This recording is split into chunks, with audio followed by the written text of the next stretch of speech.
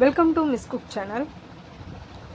இன்றைக்கி நம்ம செய்ய போகிறது குழந்தைங்களுக்கு ரொம்ப பிடிச்ச கலர் ஜெல்லி செய்ய போகிறோம்.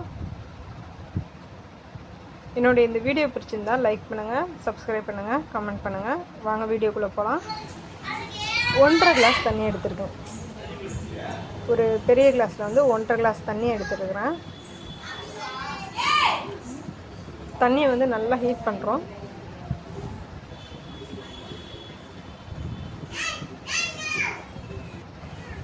இது என்னென்னா அகர் அகர் கடையில் கிடைக்கும். இதை வந்து கடல் பாசின்னு சொல்லுவாங்க. இப்போ பாருங்கள், தண்ணி நல்லா கொதிச்சிருச்சு. இதில் வந்து இது கலந்து நல்லா கிளறி விடுறோம்.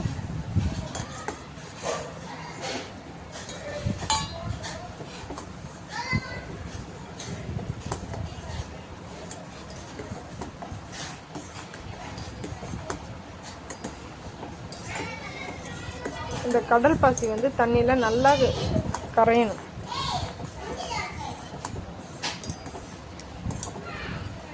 அப்போ தான் சாப்பிடும்போது அந்த திப்பி திப்பியாக இல்லாமல் இருக்கும் உங்களுக்கு. நம்ம கலருக்கு என்ன பண்ணுறோம் அப்படின்னா, பீட்ரூட்டை நசுக்கி சாறு எடுத்து வச்சுருக்கேன் ரெட் கலருக்கு. இன்னொன்று வந்து எல்லோ கலருக்கு மஞ்சள் தூள். அதான் மஞ்சள் வந்து நிறைய கலக்காதீங்க, அந்த மஞ்சள் வாடை வந்துடும். அதனால் லைட்டாக மட்டும் கலந்து வச்சுருக்கிறேன். இன்னொன்று ஒயிட் கலருக்கு என்ன பண்ண போகிறேன்னு பார்க்குறீங்களா? பால். பாருங்கள், இது வெறும் தண்ணி மாதிரி தானே இருக்குது.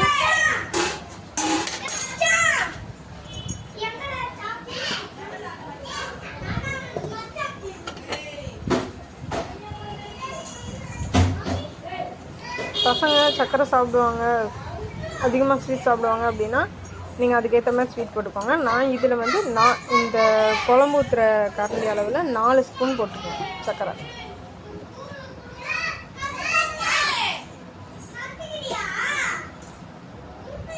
போட்டு சர்க்கரை அகர் அகர் தண்ணி எல்லாமே வந்து நல்லா கரைஞ்சி தண்ணி பதத்துக்கு வரணும். லிக்விடாக பார்க்க தண்ணி மாதிரியே இருக்கும், அந்த பதத்துக்கு வரணும். யாரு யாரு அக்காவா? யார் அடிக்கிறது? யார் அடிக்கிறது? சஞ்சனா கொஞ்சம் கவனிங்க.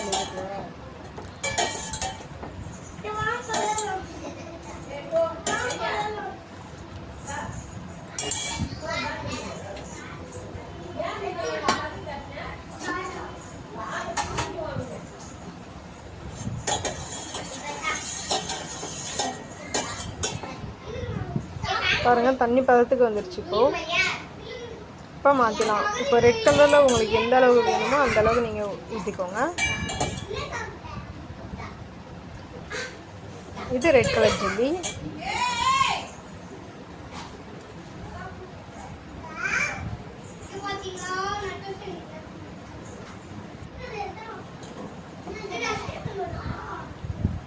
இதில் எவ்வளோ வேணுமோ இது எல்லோ கலர் ஜெல்லி.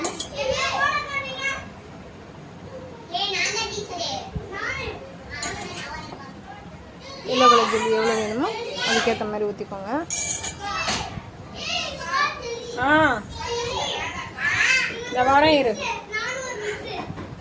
இது ரெண்டுத்தையும் ஆற வச்சிடலாம்.